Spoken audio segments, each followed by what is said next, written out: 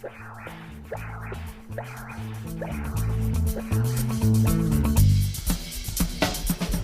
the beginning of this chapter, I already mentioned that ischemic cardiomyopathy should not really be in this chapter, simply because it's not a myocardial disease, but it's caused by coronary problems or coronary artery disease. It is the most common cause, however, of heart failure, and because it shares so many similarities with dilated cardiomyopathy, I just briefly want to discuss it here. In the end stages of ischemic heart disease, we have remodeled left ventricles, where we have diffuse hypokinesia and where it is often very difficult to distinguish from a dilated cardiomyopathy. This is a patient where you might think he has dilated cardiomyopathy, but in reality he had a very large anterolateral infarct caused by left main occlusion. You can see that the entire septum is akinetic and there's only partial or residual contractility here in the basal lateral regions of the myocardium. However, there is a difference between ischemic cardiomyopathy and dilated cardiomyopathy with respect to survival. You can see in this diagram that patients with dilated cardiomyopathy have a better prognosis than those with ischemic cardiomyopathy. Here are some other facts. Often patients have anterior infarcts simply because in general anterior infarcts are larger than inferior infarcts. We see multiple infarcts in many patients caused by multivessel disease. Remodeling is usually present, and because coronary artery disease is a disease which is present more frequently in the older population, we have older patients with ischemic cardiomyopathy opposed to dilated cardiomyopathy. Another issue to keep in mind, creatinine is also an important prognostic factor in patients with ischemic cardiomyopathy. But now let's take a look at a patient who has ischemic cardiomyopathy and what the typical features are in a demonstration. Start with the parasternal long axis view. And as you can clearly see, the patient has significantly reduced left ventricular function. We have akinesis of the septum and residual contractile function of the posterolateral region. Let's now turn to the apical views. This is the apical view where we get a very nice image quality. However, the problem we have in this view is that we are not truly at the apex and that we have some degree of foreshortening. Let's look at the two-chamber view. Again, we see the regional wall motion abnormalities at the apex and the residual contraction of the posteromedial of the inferior and basal inferior and mid-inferior segments. Another form of cardiomyopathy is the so-called stress-induced cardiomyopathy or Takotsubo disease. Takotsubo is a container which is used in Japan to catch octopuses, and the ventricle in these patients has the typical shape of such a Takotsubo, where we have apical ballooning.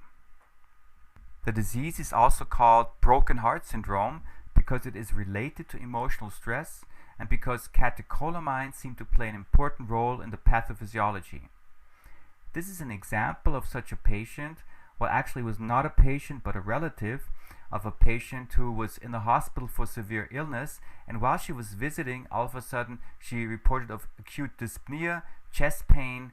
We found ECG changes and brought the patient to the echo lab and also to the cath lab, and this is what we found.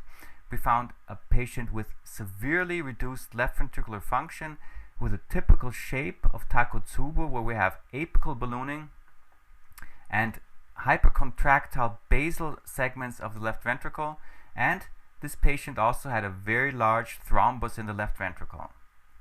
The disease is present more frequently in women than in male, and probably microspasm or coronary spasm seems to play a role. We have also seen cases where the right ventricle was involved, and the interesting thing is that very often this finding is reversible, so we have often normal left ventricular function several weeks or months after the event. Another fairly rare cause of cardiomyopathy is the so-called peripartum cardiomyopathy, which is defined as the occurrence of a dilated left ventricle and reduced left ventricular function late in pregnancy or early after delivery. The cause is not completely clear, but most likely it is related to inflammatory cytokines, and it seems to be some form of myocarditis. Probably it is an abnormal maternal immunologic response to fetal antigens. Here's an example of a patient who developed severe dyspnea during pregnancy. We found severely reduced left ventricular function and preterm delivery was performed. The patient, however, never completely recovered with respect to her left ventricular function, even though function was better at 6 months, as you see it here. What are the risk factors? Older age at pregnancy, so above 30 years, multiparity, African descent, and multiple fetuses. The disease has a fairly high mortality, which ranges between 6 and 10%, and usually if patients don't recover quickly with respect to the left ventricular function remains reduced throughout the rest of their life. Other risk factors include a history of preeclampsia, eclampsia, or postpartum hypertension. Drug abuse such as cocaine has also been reported to be associated with an increase of peripartum cardiomyopathy. I now want to turn to HIV and cardiomyopathy. Well, if we perform autopsy, we find myocardial involvement very frequently in patients with HIV infection. However, overall, the incidence of the disease varies strongly with the percentage of HIV infection in the population. For example, it will be fairly high or very high in Burkina Faso and fairly low in, for example, Western countries such as Italy. Usually we see focal myocarditis, and probably other viruses aside from the HIV virus also play a role. The disease seems to be subclinical in many patients since we only have overt cardiomyopathy in approximately 1 to 3%, and it is unclear what the effect of treatment are, specifically what the effect of highly active antiretroviral therapy really is. A very interesting form of cardiomyopathy is the so-called LV non-compaction or hypertrabeculations syndrome. As you can see in this example, we find prominent trabecula in these patients and intertrabecular recesses, and the disease is associated with other abnormalities. These range from Epstein disease to bicuspid aortic valves, aorta to left ventricular tunnel, congenitally corrected transposition of the great artery, and sometimes we also find neuromuscular disorders. This is such an example where we have hypertrabeculation of the apical portions of the left ventricle. We will find many different variations and severities of this disease.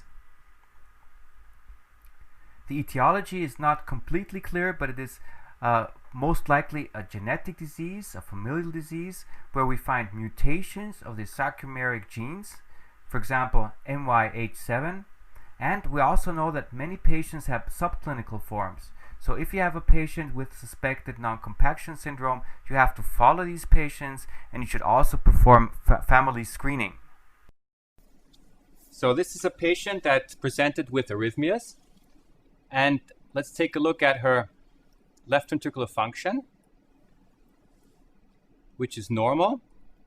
We have normal parameters with M mode as well, and with other ways of quantifying left ventricular function. However, if we move the transducer downwards a bit, we do see that there are a lot of trabeculations here at the apex, and there's also prominent papillary muscle.